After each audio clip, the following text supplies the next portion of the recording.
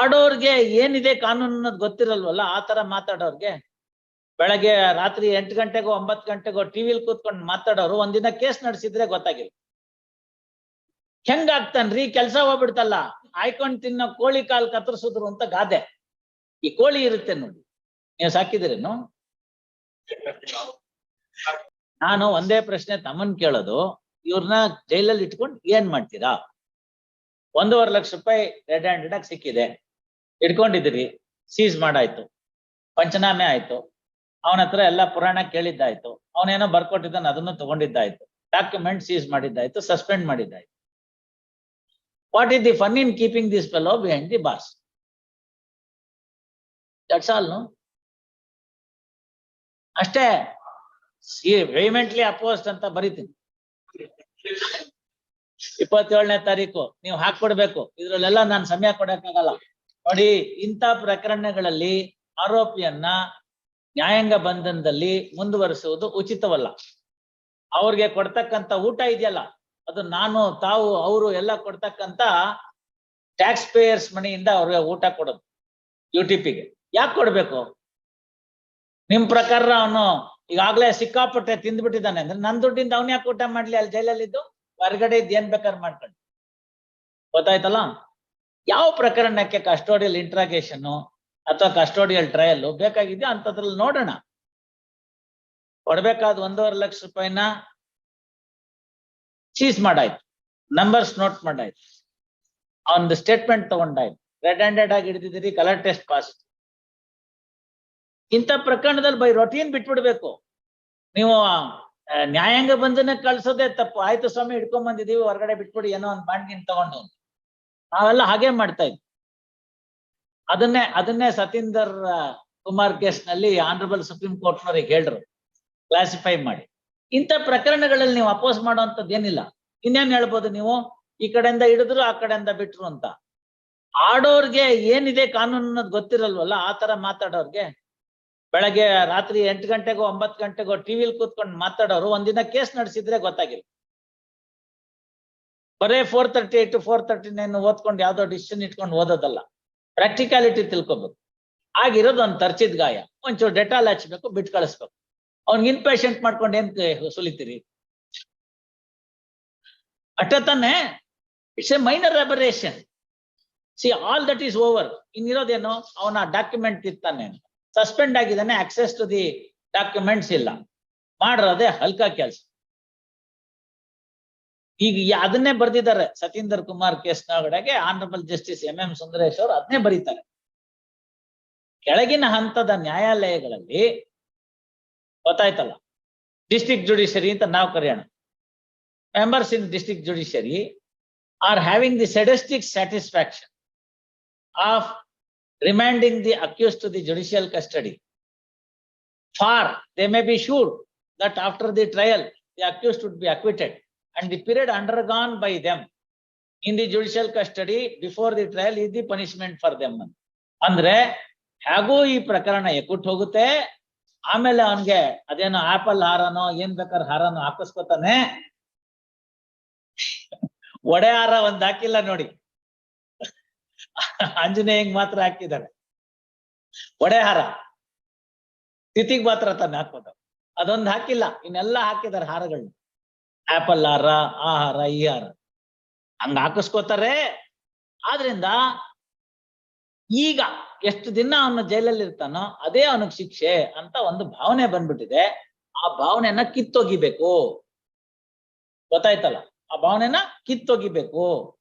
ಪ್ರಕರಣದ ಅರ್ಹತೆ ಮೇಲೆ ಜಾಮೀನು ಕೊಡೋದು ಬಿಡೋದು ಮಾಡ್ಬೇಕು ಅಂತ ಅಭಿಪ್ರಾಯ ಪಟ್ಟಿದ್ದಾರೆ. ನಿಮ್ಮ ಪಾಯಿಂಟ್ ಕರೆಕ್ಟ್ ಆಗಿದೆ. ಅಲ್ಲ, ನಿಮ್ ಪಾಯಿಂಟ್ ಕರೆಕ್ಟ್ ಆಗಿದೆ. ಒಂದು ವೇಳೆ ಇಂತಹ ವ್ಯಕ್ತಿಗಳನ್ನ ತಿರ್ಗಾ ವಾಪಸ್ ಬಿಟ್ಬಿಟ್ರೆ ಇಟ್ ಎನ್ಕರೇಜಸ್ ಅಂತ ಮೊನ್ನೆ ಬರ್ದಿದ್ದೀನಿ, ಎನ್ಕರೇಜಸ್ ದಿ ಅದರ್ಸ್ ಅಂತ. ಅದರಿಂದೆಲ್ಲ ಇಲ್ವೇ ಇಲ್ಲ. ನೀವು ಆರ್ಗ್ಯುಮೆಂಟ್ ಇಲ್ಲ, ನೀವು ಆರ್ಗ್ಯುಮೆಂಟ್ ಮಾಡಲ್ಲ. ಕಲ್ಬುರ್ಗಿಲಿ ಒಂದು ಕೇಸಲ್ಲಿ ಆಗಿ ಹಂಗೋ ಹಿಂಗೋ ಮಾಡಿ ಏನೋ ಮಾಡಿಸ್ಬಿಟ್ಟು ರೀಇನ್ಸ್ಟೇಟ್ಮೆಂಟ್ ಮಾಡ್ಕೊಂಡಿದ್ದಾನೆ, ತಿರ್ಗಾ ಇನ್ನೊಂದ್ರಲ್ಲಿ ಸಿಕ್ಕಾಕೊಂಡ. ನೆಕ್ಕೋ ನಾಯಿಗೆ ಲಿಂಗ್ವೇನು ಪಾಣಿಪೀಠವೇನು ಅಂತ. ಗೊತ್ತಾಯ್ತಲ್ಲ? ಅವ್ನು ಇನ್ನೊಂದ್ರಲ್ಲಿ ಸಿಕ್ಕಾಕೊಂಡ. ಹಂಗೋ ಹಿಂಗೋ ಒಂದ್ರಲ್ಲಿ ಏನೋ ಮಾಡಿ ಅವ್ರನ್ನ ಸಸ್ಪೆನ್ಷನ್ ರಿವೋಕ್ ಆಯ್ತು ಅಂತಾನೆ ಇನ್ನೊಂದ್ರಲ್ಲಿ ಸಿಕ್ಕಾಕೊಂಡ. ಏನು ಮಾಡಕ್ಕಾಗಲ್ಲ. ಹೀನ್ ಸುಳಿ ಬೋಳ್ಸಿದ್ರು ಹೋಗಲ್ಲ ಅಂತ ಗಾದೆ. ಇವರು ಆ ತರದವ್ರು ಇದ್ದಾರೆ, ಇಲ್ಲ ಅಂತ ನಾನು ಹೇಳಲ್ಲ. ಬಟ್ ನೀವು ಜೈಲ್ನ ರಿಜೆಕ್ಟ್ ಮಾಡೋದಕ್ಕೆ ಜಸ್ಟಿಫಿಕೇಶನ್ ಬೇಕು. By allowing a person to language in the jail is not a ground to reject, especially in a matter of this nature. ಸಾಕ್ಷ್ಯ ನಾಶ ಪಡಿಸುತ್ತಾನೆ ಅನ್ನೋದು ಮೊದಲನೇ ಭಾಗ ಇರಬೇಕು. ವಿಚಾರಣೆಗೆ ಹಾಜರಾಗುವುದಿಲ್ಲ ಅನ್ನೋದು ಎರಡನೇ ಭಾಗ ಇರಬೇಕು. ಇವೆರಡೇ ಪ್ರಮುಖವಾಗಿರ್ತಕ್ಕಂತಹ ಅಪರಾಧ, ಇದು grounds for the prosecution to oppose the bail. ಮೂರನೇ ಗ್ರೌಂಡ್ ಏನು, ಪುನಃ ಅಂತಹ ಕೃತ್ಯಗಳನ್ನ ಅವನು ಎಸಗಬಹುದು ಅಂತ. ನಾಲ್ಕನೇದೇನು, ಸಮಾಜಕ್ಕೆ ಕಂಟಕನಾಗಬಹುದು ಅಂತ. 12 ಪ್ಯಾರಾಮೀಟರ್ ಹಾಕಿದ್ದೀನಿ ನಾನು, ಒಂದಲ್ಲ. ಆ 12 ಬರಲ್ಲ ಇದ್ರಲ್ಲಿ. ಹೆಂಗಾಗ್ತಾನ್ರಿ, ಕೆಲ್ಸ ಹೋಗ್ಬಿಡ್ತಲ್ಲ. ಆಯ್ಕೊಂಡ್ ತಿನ್ನೋ ಕೋಳಿ ಕಾಲ್ ಕತ್ತರಿಸಿದ್ರು ಅಂತ ಗಾದೆ. ಈ ಕೋಳಿ ಇರುತ್ತೆ ನೋಡಿ, ನೀವು ಸಾಕಿದಿರೇನು? ಅವ್ರವ್ರು ಹಾಕಿಲ್ಲ, ಅದಕ್ಕೆ ನಾನು ನಿಮ್ನು ಕೇಳಂಗಿಲ್ಲ, ನನ್ನೂ ಕೇಳಂಗಿಲ್ಲ, ಯಾರನ್ನೂ ಕೇಳಂಗಿಲ್ಲ. ಇರ್ಲಿ ಬಿಡಿ, ಕುಕ್ಕುಟ ಉದ್ಯಮ ಅಂತ, ಈಗೆಲ್ಲ ಅದು ಉದ್ಯಮ ಅಂತ. ಈ ಕೋಳಿ ಏನಾಗಿತ್ತೆ ಅಂತಂದ್ರೆ ಹಂಗೆ ಬಿಟ್ಬಿಟ್ಟಿರ್ತಾರೆ ಹಿತ್ಲಿಗೆ.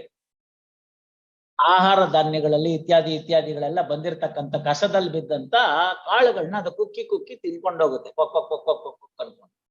ಹಾಗೆ ಎಲ್ಲ ತಾನೇ ತಿಪ್ಪೆಲ್ ತಿರುಗಾಡಿ ತನ್ನ ಊಟ ತಾನೇ ತಗೊಂಡು ಬೆಳಗ್ಗೆ ಎದ್ದು ನೀವು ಮಾತ್ರ ಅಚ್ಚುಕಟ್ಟಾಗಿರ್ತಕ್ಕಂಥ ಒಂದ್ ಮೊಟ್ಟೆ ಕೊಡುತ್ತೆ, ಮರಿ ಹಾಕುತ್ತೆ, ಮತ್ತೊಂದ್ ಮಾಡುತ್ತೆ. ಈ ಆಯ್ಕೊಂಡ್ ತಿನ್ನೋ ಕೋಳಿ ಕಾಲ್ ಮುರಿದ್ರು ಅನ್ನೋ ಗಾದೆ ಏನು ಅಂದ್ರೆ, ಅದರದ್ದು ಕಾಲ್ ಮುರಿದಾಕ್ಬಿಟ್ರೆ ನೀವು ಕೂತ್ ಕಡೆ ಎಲ್ಲ ಫೀಡ್ ಮಾಡ್ಬೇಕಲ್ಲ. That's exactly what happens for this one. Now he has lost his job. You have kept him under suspension, the concerned department. He cannot go back there. Onchur suspension allowance ಕೊಡಬೇಕು ಮಾಡಿ.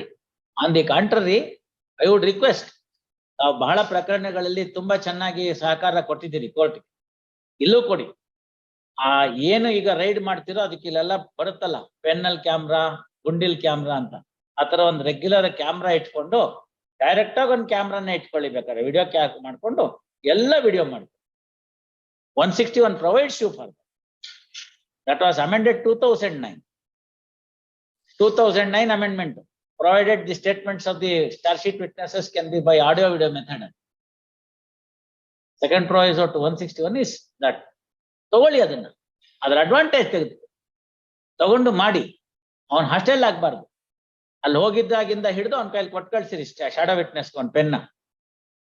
Claim ಮಾಡಿದ್ದು, ಎಲ್ಲಿ ನಿಂತಿದ್ದ, ಎಲ್ಲಿ ಬಂದ, ಅವ್ನು demand ಮಾಡಿದ್ದು, ತಕ್ಷಣ ಕೇಳಿದ್ದು, ಕೊಟ್ಟಿದ್ದು, ಅವನು ಎಲ್ಲಿ ಇಟ್ಕೊಂಡಿದ್ದ, ಫೈಲ್ ಕೆಳಗಡೆ ಇಟ್ಕೊಂಡ, ಎಡಗೈಲ್ ಜಾಬಲ್ಲಿ ಇಟ್ಕೊಂಡ, ಬಲ್ಗ, ಓವರ್ ಎವಿಡೆನ್ಸ್ ಎಲ್ಲ ರಿಡ್ಯೂಸ್ ಆಗ್ಬಿಡುತ್ತೆ. Just play the video clip, this is the things that happened at the time of raid ಅಂತ ಹಾಕ್ಬಿಡಿ. ವಿಡಿಯೋ ಕ್ಲಿಪ್ ಇಸ್ ಫರ್ನಿಶ್ಡ್ ಅನ್ನಿ. ಅದ್ ಹೆಂಗ್ ಅಕ್ವಿಟಲ್ ಆಗುತ್ತೆ ನಾನು ನೋಡೋಣ.